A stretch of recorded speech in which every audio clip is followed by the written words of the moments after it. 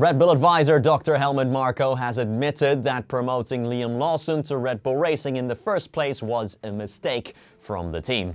Marko has explained the reasoning behind the decision, but now compares Lawson to a defeated boxer after just 2 races. Well, thanks again for tuning into the GPFans Global channel. We put out news videos throughout every week, as well as our specials, where we dive deeper into technical sides of F1. If you don't want to miss any of that, subscribe to the channel down below. Marko was one of the key people behind promoting Lawson to Red Bull after Sergio Perez was axed at the end of 2024, favoring the Kiwi over Tsunoda despite the latter being quicker in both qualifying and in the actual races. Dr. Marko has explained his decision from then and why he has now decided to undo it straight away.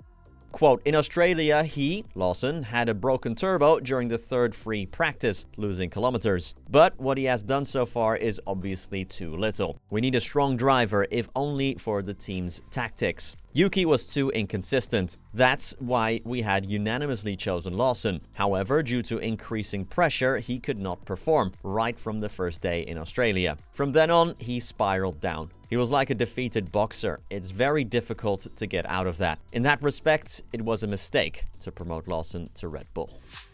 Former Top Gear and the Grand Tour presenter Jeremy Clarkson thinks modern F1 drivers are way too active outside of their duties as actual drivers.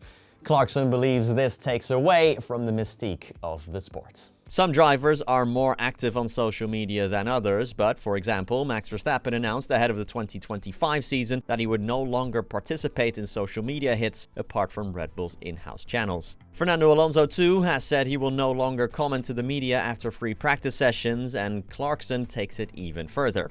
Quote, when you are a Formula 1 racing driver, you spend 3 hours a week driving your car and 300 hours being interviewed by every damn Herbert with an iPhone. You don't get this in any other sport. A Formula 1 driver should have some mystique. I actually don't want to know what they're doing after the race, or where they go on holiday, or whether they prefer biscuits to cheese. I like to use my imagination because, in my head, they are all James Hunts, and not some model in a toothpaste commercial.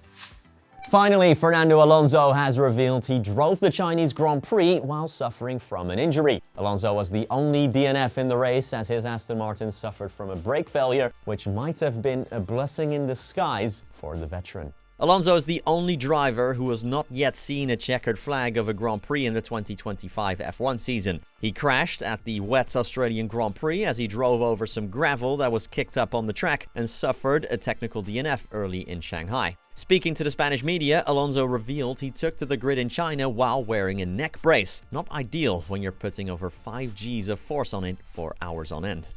Quote, I'm okay, I was wearing some neck protection because I've had a pinched nerve or something these past few days. But in the end, it didn't help much because I didn't do many laps. That's it for today. Don't forget to follow us on all the usual places, and thank you so much for watching.